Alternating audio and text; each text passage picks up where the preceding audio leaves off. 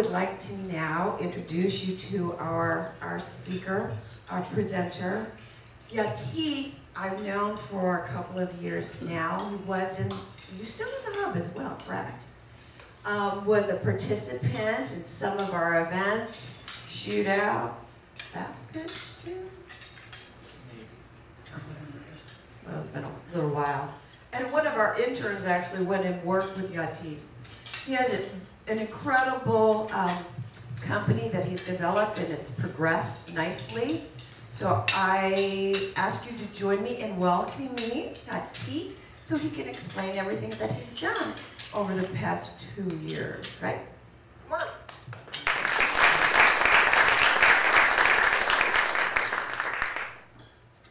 Thank you. Thanks for the warm intro, Lee. Just to give you a quick overview, Omninox started as a content development company about 2 years ago.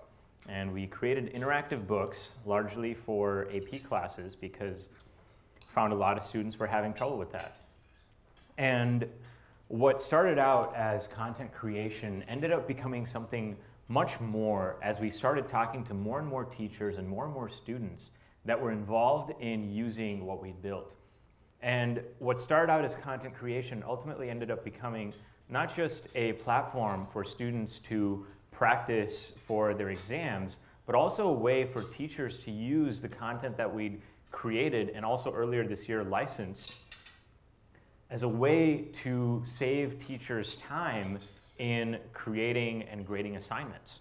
And the time that teachers can now save with the prototype that we've developed can be as high as 85% of the time that they would normally spend on creating and grading content. So just to give you a quick overview of what we've done so far, we've now fully pivoted to creating a platform for teachers to save time, students to get a better, more engaged experience. We've tested this with about 1,900 users, 300 teachers, 1,600 students around the entire country. And 80% of these were actually from referral. We've developed a large content base. Largely, most of it was actually licensed. About 60% of it has been licensed, and 40% of it was developed and edited over time over the 2 years that we were a content development company. And the partnership that we signed earlier this year helped accelerate this content base. We've now already covered 70% of all the AP exams that are out there. And that was a huge win for us. That was a really exciting milestone. So the problem that we're solving now is that preparing for exams and just classes in general is really painful for both teachers and students. Teachers just spend way too much time. They spend about 5 hours developing homework and then passing it out, taking it back, and having this pile of homework to grade on Sunday evenings. And this is a really big pain point for teachers. And for students, it's just not engaging. Despite what they might try to do, most of the material, except to very few brilliant students, is not very engaging, and it's very difficult to understand. So for students, we created a way for them to collaborate and get help from each other students taking the same classes around the world. And they can get this help in a communication style that they're familiar with, which is short text style messages. Here's how it works. Every time a teacher assigns homework to a student, all these questions are stored in our question bank, which we've already built over time, but now teachers can also contribute to. This question bank can be used by other teachers around the world teaching the same class to save themselves time. They can just automatically have a suggested homework populated for them, and they can just swap out questions as they might want. This saves teachers a bunch of time in not just creating content, but all of this content gets automatically graded as soon as they assign it to their students and the students fill it out. And the students become more engaged because not only do they have this text style messaging that they can do with other students, they can also comment, and these comments become a conversation that other students have over time, which I found that is the most natural way that we learn is actually through conversation. So these comments become a conversation that other students have on each question that that student or other students might have trouble with. The competition in this space is actually pretty fierce because there are a lot of learning management systems out there. There are a lot of test prep providers out there. But our competitive advantage really is this global community of teachers and students that feed into our system. And this global community is an emphasis that our product has, that we've developed, that no other learning management system provider, test prep provider is really even emphasizing. They might have it, but that's really not their focus. And as this global community grows, the content that teachers create, the conversations that students start having just provides a much better learning experience than any other type of experience that's out there. The market that we're addressing is starting with the test prep market, but ultimately what we're going to have on our hands is something that every single teacher and tutor and student is going to want to be a part of, a network of engaged learners, engaged teachers, educators, that's just going to grow and provide more value with each new teacher coming in. And as I mentioned, we already have AP classes, and as more and more teachers start to join, we would expand into SAT, ACT, Common Core, which has also become standardized now, and eventually more and more classes. Our management team is made up of myself. I used to be an online tutor before online tutoring was cool. I also teach online classes that are taken by, they're technical classes, but they're taken by over 500 students that are paid to take my courses.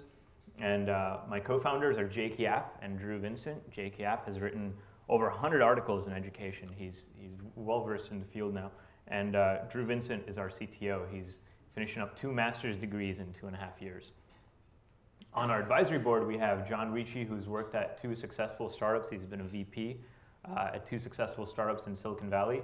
Jamie Grooms, I'm sure many of you here know him. He's co-founded 2 public companies. And our education advisor is Eric Rudd, and he's an educator and also a technology enthusiast. He's the person that we go to find out what teachers are having problems with, what can we improve on, how can we make their lives better. And here's why our team is really the best team to execute on this opportunity, is because we've already created something that, just an MVP that isn't fully fleshed out yet, but still got a lot of engagement. 11% of every single person that visited our website ended up returning weekly. And 50% actually ended up coming back at least one more time. So this is really powerful. Naturally, these aren't Facebook level engagement metrics, but this is still an MVP. And I talked to the CEO of Declara, which is a venture-backed company backed by Peter Thiel, also an investor in Facebook, first investor in Facebook actually, and Founders Fund, which is a fund created by the PayPal Mafia. And I just got her feedback on whether this is a good engagement for MVP, and she said that's really good for an MVP. The way we're planning to monetize our platform is we're starting out by having a freemium model, meaning it'll be largely free for about 95% of everyone using it, and 5% will find a lot of added value in paying for additional features, and those 5% will help support and keep the platform free for the 95% of the users. And the premium features that we would be charging for would be full-length practice exams, about 5 of them for teachers, for students and parents, and that would just be $20 per subject per year. And for teachers and schools that want additional premium features like automatic grading for non-multiple choice questions, for example, or access to our premium content, that would just be a $20 per month fee per teacher.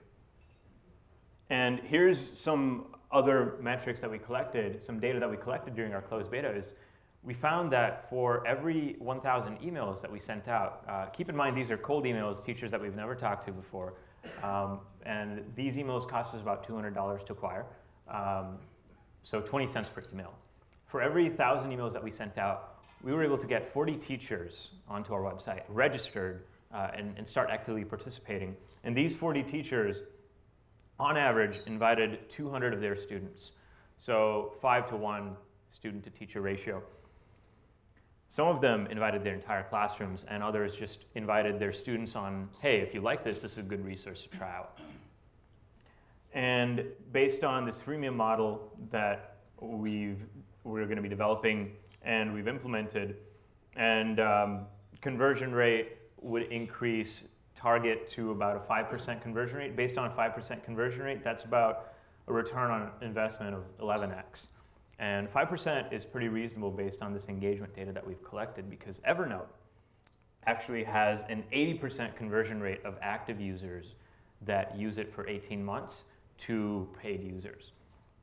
So 80% of Evernote's active users convert. So we actually cut that down to maybe about 40%, and so 5% is our target conversion rate. Ultimately, though, this is just a test marketing strategy. Email is not really scalable beyond 10,000 teachers, maybe 100,000 teachers max. What we're ultimately going to do is use this initial community of really engaged teachers and students and help them contribute content. And as this content increases, not just in terms of questions, but also blog posts, really just educate teachers in the resources that we have. This is going to bring in a lot of organic traffic onto our website, and that's how we're going to scale to becoming a network that's going to be much more large scale. What's your license agreement? Who owns the content? Right now, we don't have to worry about licensing because we're allowed to commercialize the content that we already have. Plus, we have a commercial licensing agreement with our licensor. Ultimately, we would like the licensing agreement with teachers to be free and open for the community. And since we're not actually charging for the content, we're charging for the premium features, we wouldn't really have to worry about, selling someone's content. There's still the copyright of the questions that teachers contribute that you have to worry about, because you wouldn't have the right to copy and distribute those without an agreement. Right, and that would be under our end user license agreement that says, as you create these questions, they become part of the, I don't know if public domain would be the right word, but part of the domain that all of our users and all of our teachers can use to create their own content. Good question. Yeah, thank you for your time. I'd like to take any more questions. Yeah. So you mentioned MVP several times. So are you using lean startup methods, and can you talk a little bit about how you've gone through the lean startup method? Yeah. Eric Ries's Lean Startup, great book, required reading for all entrepreneurs. The way we've been using the Lean Startup method, the first iteration was the content that we'd created. And based on the content that we created, we got feedback from students and teachers and found that students and teachers were getting a lot of value from the practice exams and practice questions. So we iterated on that and created a platform for solely practice questions. And then, so that was the second iteration. And after iterating on that, getting more feedback from students and teachers, we found that students really loved it, but teachers would like to get a little bit more out of it. And so now this is our third iteration that connects both students and teachers. So that's how we've evolved using the Lean Startup method. And now as we flesh out more of the platform, we're going to have another marketing campaign for teachers and students to get involved, and then keep iterating, keep adding new features. Really, the minimum viable product that students get right now is practice exam questions. And the minimum viable product that teachers get right now is classroom management with data. And how many teachers are there in the United States? Do you include homeschool? I know the total available market you said was 3 billion. Mm-hmm. What does that represent in number of users? So there are 3 million teachers in the United States from K through 12. So if you include college level plus homeschool, that will be even larger. If you include the world in terms of China, India, that number easily gets to 30 million. You include students, and that's, So in terms of number of users, 3 billion divided by, just teachers, let's just say just teachers, divided by $150 per year is about, I think, 20 million. So 20 million teachers You've indicated. Wait. We can't hear you on the film. You've indicated being a global platform. How will you handle, or how are you handling multiple languages and in terms of collaboration and cross-language collaboration?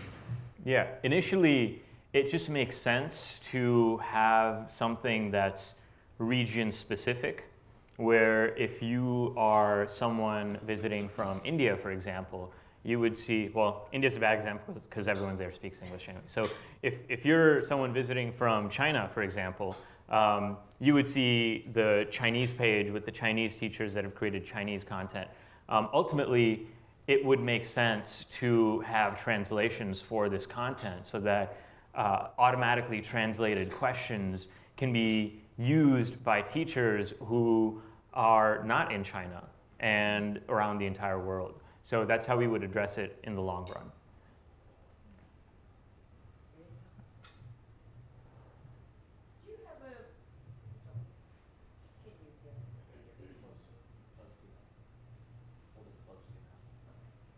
Do you have a feedback loop in going back to the teachers who get access to some of your analytics as to how students are performing and so on? That's one question. On the other, I'm wondering is you didn't have the IB there. It seems like that's a good fit for a global platform especially. I'm not sure how many do the AP exams outside of the US, but the IB program is probably much more popular. Yeah, that's both really good points. Yeah, on your first point, the feedback loop for teachers. Yeah, teachers get data on not just individual student performance over time, on which assignments, homework, et cetera, that they've graded and assigned. They also get feedback on a classroom level where among your entire classroom, here are the topic breakdowns where students are having trouble with. So they can revise their teaching. Okay. Yeah. IB is a little bit trickier than AP because with IB, there aren't as many multiple choice questions. And the market is more fragmented in terms of there are fewer schools, IB schools in the United States than there are AP schools. So AP was a good starting point because one, there are a lot of multiple choice questions, and that's a great, programming multiple choice automatic assessment is way easier than programming long answer assessment. And two, the market is much more concentrated in the United States for AP. So that's how we were able to get, I didn't mention it earlier, but those 1,900 teachers and students were only in a matter of 2 months. So that's how we were able to generate critical mass for our platform through AP. Can you go a little bit more in depth as to what the premium features are and why it's only $20? I mean, I was paying $120 for study prep per class on college classes that were $700 a class, so I think $20 is honestly pretty minimal unless it's very minimal premium features. Yeah, so for students, the premium features really come down to practice exams, full-length practice exams. And the reason that college is more expensive than high school, especially AP, is because AP is globally standardized. There's a much, with one set of questions, you can address a much larger market, and that, there's economies of scale with that. Whereas with college, professors each have their own teaching style that doesn't necessarily match up with other professors' teaching style. So all of a sudden, if you want to create something for college students everywhere, you have to address the teaching style of hundreds of different professors in various colleges. So that's probably why, with your experience, it was more expensive in college. And that's also why we can keep the $20 per student per year premium consistent, because ultimately it's going to be these professors that are going to be creating that content on their own. And with students, they can choose which premium class they want access to.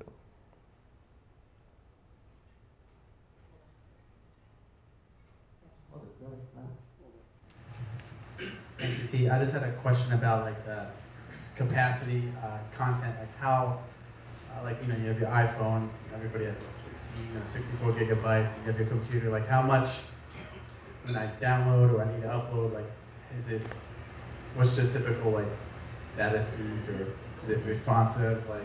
how interactive it's kind of, because I think of text as a question bank, but you're not having text, you have interactive content, correct? Mm-hmm. So if you could shed some light on that. Yeah, that's a really good question, and I don't know the answer to that yet because we haven't tested this at scale with tens of thousands, hundreds of thousands of users yet. With the cloud today, though, Amazon Cloud Services, cloud-hosted databases, hosting content and having content speeds is more of an issue of software rather than hardware. In terms of downloading content, I think our entire database of 4,000 questions or so ended up being less than 10 megabytes. Yeah, because all of the images were hosted remotely, and so none of the images were stored. None of the none of the images which take up most of the data on databases. So it's possible to make it really data efficient. You would need to have internet access to access that content, though. But it's possible to download a bunch of content when we have that available with very minimal capacity used on your phone. I'm going to walk over here, but I have a question. What was the impetus for you to start this company? It started out because my co-founders and I were in college and we Needed help? Well, thankfully we didn't because we were doing well in our classes, but we saw a lot of our friends were struggling. And even though we were doing pretty well in our classes, we weren't really engaged with the material. Every time an exam would come up, we would just be like, dude, studying sucks. And so that started out as creating something engaging for students. And then as we got student feedback and teacher feedback, we recognized that maybe teachers didn't have the time to engage as much with their students as they would like. And so that's just how it evolved from there. Yeah, I had a question. What do you do about, you mentioned about the difficulty of programming for non-multiple choice types of questions. Do you actually have the capacity? Mm-hmm. Yeah. How does it work? I don't want to reveal that yet because we haven't implemented it, and I don't like to reveal things that haven't been tested by other students. But one example I can give you is Coursera has crowdsourced grading for students and teachers teaching the same, in a class. So the students themselves actually grade other students' homework, and that ends up very few standard deviations away, like half a standard deviation away from a grade that a teacher would give. So that's one option. Another option is actually using machine learning to, and I've had a lot of conflicting opinions about this, but eventually we're going to get to a point where Siri could be grading our homework. And that's... She doesn't like me. Yeah, she doesn't like most people. Yeah, ultimately we can get to a point where AI can evolve to, account for all of the different scenarios of this teacher gave a student this grade, and all this data gets fed and automatically becomes more intelligent over time. So that's another option that could be a way to automatically grade non-multiple choice questions.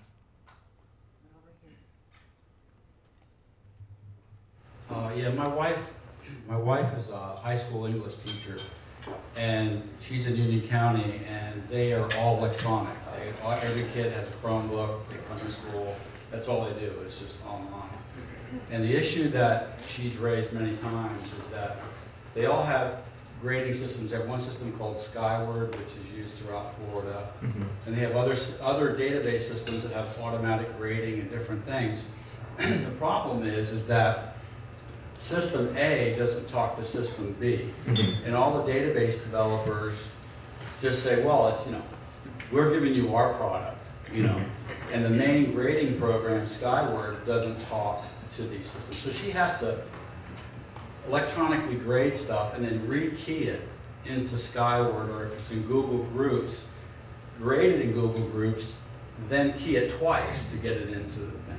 So that's the problem that she's experienced. And question is, could your software at some point or your company be able to kind of bridge that gap? Because as more and more counties in Florida go online with electronic, getting online with Chromebooks and getting online electronically, they're having this problem all over the state. And I was wondering if you could comment on maybe your plans for that, if you do have them.